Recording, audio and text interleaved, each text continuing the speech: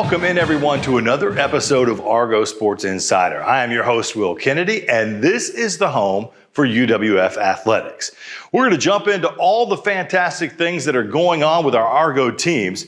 We'll get to know our student athletes, coaches, and staff, and hopefully we'll all have a little fun while we're at it. Lots of things going on with UWF baseball and softball as the regular season draws down. Let's start off this episode on the diamond. Baseball rolled up to West Georgia and took care of some business against the Wolves in a key Gulf South Conference clash. That series was moved up to a Thursday start due to some weather moving through Georgia, and the Argos wasted no time in taking advantage of the early start situation. Dalton Neuschwander picked up his 6th win of the season as UWF took the lead in the second inning of Game 1 on the way to an 8-5 final. Argo bats stayed hot in the second game of the Thursday doubleheader, with Darian McDowell smacking a 2-run homer in the first inning of that game. Cade Manderscheid pitched his 3rd complete 7-inning game of the year, picking up the win. He is now 5-1 on the season. The road team rolled to a series sweep on Friday. It was a 3-0 victory. Jaden Fryman went 2 for 4 at the plate, and Major Posey tossed 7 shutout innings for his 5th win of the season. Yeah, it's been a great couple of weeks. These guys turning around, I guess, going all the way back to when we finished up the midweek against Columbus State. Dropped those 2 games, had the Tuesday night game in hand and gave it away, I thought, in that 9th inning, and then lost 2-1, left base runners. And, just really talked about, them taking control of this. There's really nothing else we as coaches and fireside chats that we could give them. They've just got to really get tired of giving games away or having opportunities to win ball games and should have won ball games, but coulda, shoulda, woulda, haven't. And you are what you are. Either you can make the change or you can't.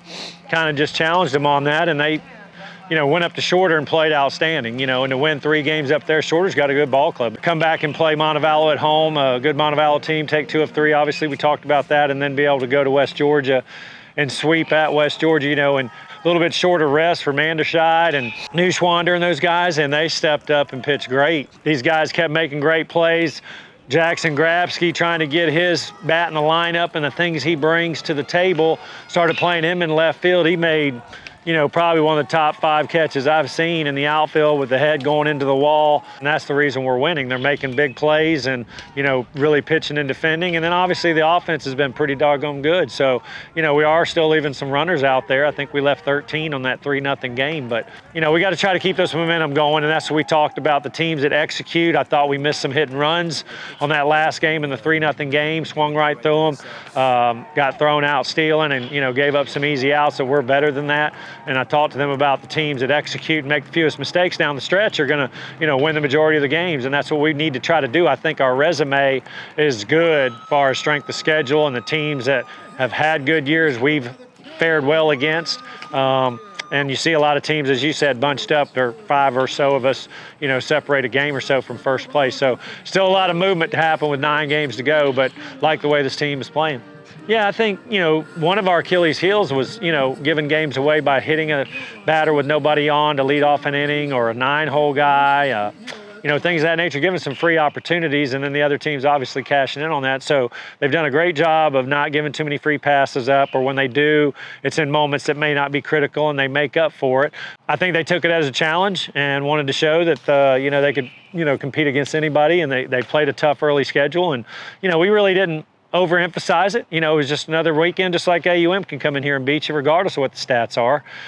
We've learned that through Union and going to Huntsville and different teams. And so, hopefully they've learned their lessons through these trials and errors we've had. And it really, doesn't matter what the stats are. It's who gets hot at the right moment and who can play well for 3 games on a set.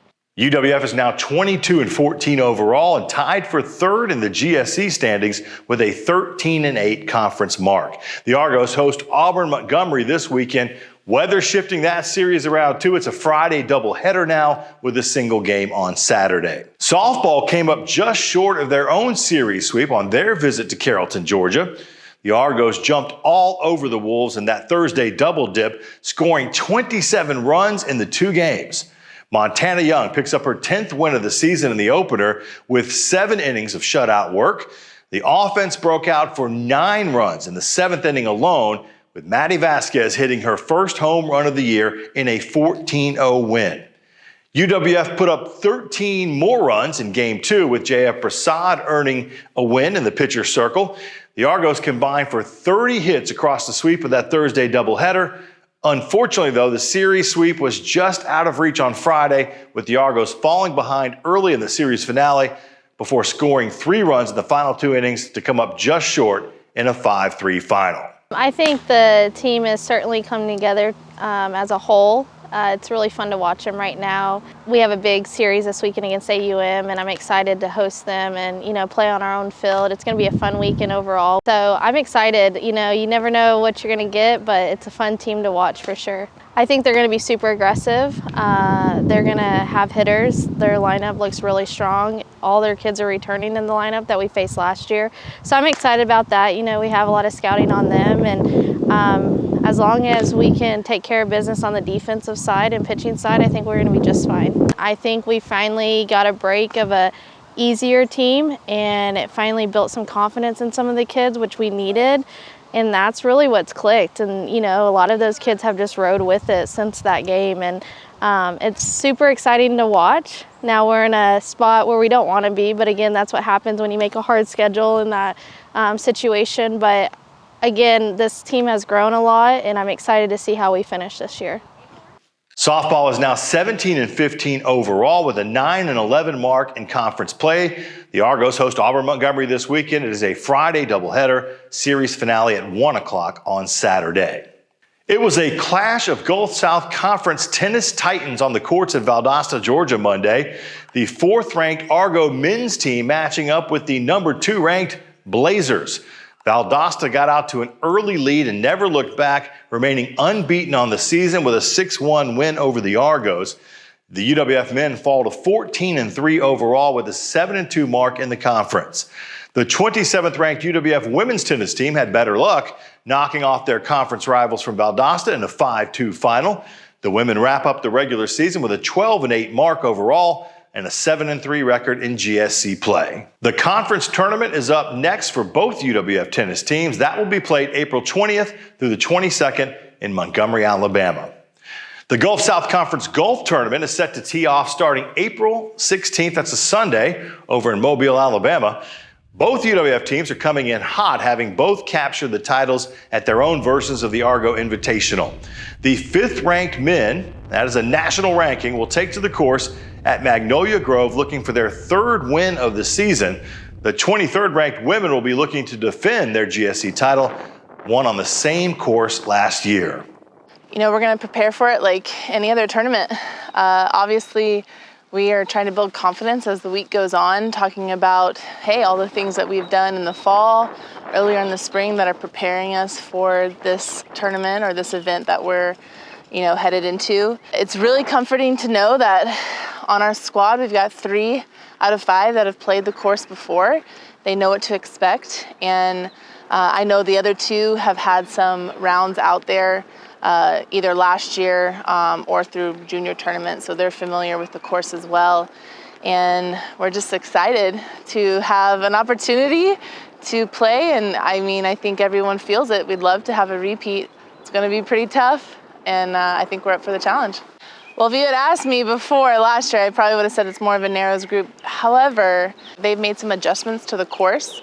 They've taken out a ton of trees, and they've really opened up the course. So I think it makes it more open to, you can miss some shots off the tee and still be okay and have your ball in play. So for me as a coach, I'm starting to look at, we got to learn to make par and birdies from anywhere. Just because you hit it off of the fairway into what used to be the trees, you still might have an open shot. So I really think it's anyone's game as of right now. Obviously, I'd like to see us up at the top of the leaderboard, and we no doubt have the talent and the capabilities to. Of course, I definitely see an Argo at the top, hopefully the top 5 spots, but being realistic, this course, I think it's going to reward some of the people that hit it a little farther off the tee. One, because we've taken out some trees, but also this is a very fair course to girls that may not hit it as far, just because there's a lot of dog legs, and there's a lot of holes that you can reach with irons in your hands. And the greens usually run pretty smooth. So, last year we had two at the top, two Argos at the top, right? Solange, who traditionally carries the ball, hits the ball a little bit farther, probably one of the girls that just hit the ball farther. And Ale, probably one of my girls that didn't hit the ball as far, and they were 1 and 2 right there. So I see an Argo at the top. I don't know who yet, because it's anyone's game. Whoever decides, they want it. Well, it's going to be a tough test. Lee's the defending national champions. They have everybody back. They're a tough opponent, and we're going to have our hands full. But if we play our best, we can hang with them, and I think we're up for the challenge. There'll be some low scores out there, especially now with the trees that they've taken out. It's a little more wide open, so there's going to be a lot of low scores. We know that going in. We're going to have to come out guns blazing, making lots of birdies and eagles as well, because it's going to be there for the taking. Elias is a great player. I think he's really got his mind set on accomplishing that. It won't be easy. He's got Beck at Lee, that's one of the best players in the country, that he's going to have to battle, as well as a lot of other good players that are in the conference, especially teammates of his. So it won't be easy, but I think he's up for the challenge, and I know he can do it. It's just a matter of going out and getting it done. And congratulations to UWF President Emeritus Dr. Judy Bentz, who will be inducted into the Gulf South Conference Hall of Fame next month. Bentz served as president from 2008 to 2016, adding both women's swimming and diving and football to the UWF intercollegiate roster during her tenure. Argo teams captured 4 national titles and 44 conference titles while Dr. Bentz was at the helm. And that is a look at all that we've got going on for this edition of Argo Sports Insider. Don't forget, GoArgos.com is your online home for all things UWF athletics. Check out the latest news and notes, schedules, rosters, and tons of other good stuff as well.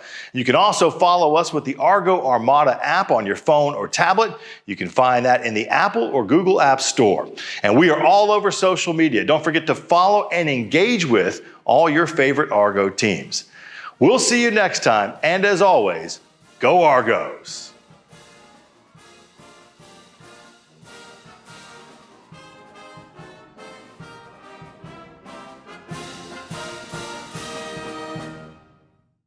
What does Argo Spirit look like? Is it finding the perfect Argo outfit to show your team pride? Is it giving back while getting your pre-game grub? Or is it connecting with your community in the perfect spot? At Penn Air Federal Credit Union, it's being a proud sponsor of UWF Education, the Alumni Association, athletics, Penn Air Field, and having a spirit of communerosity.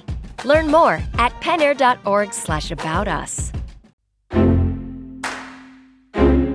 Change doesn't happen by luck or chance. It doesn't quit, it doesn't give up.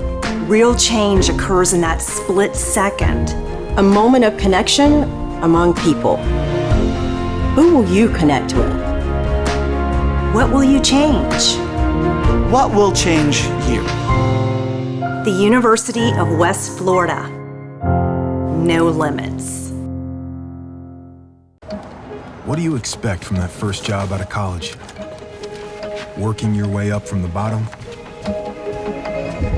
Instead, how does this sound? Starting in a guaranteed leadership position with people who look to you for guidance because you're trained to give it and make important decisions in critical situations. Skip entry level. Decide to lead as an Army officer.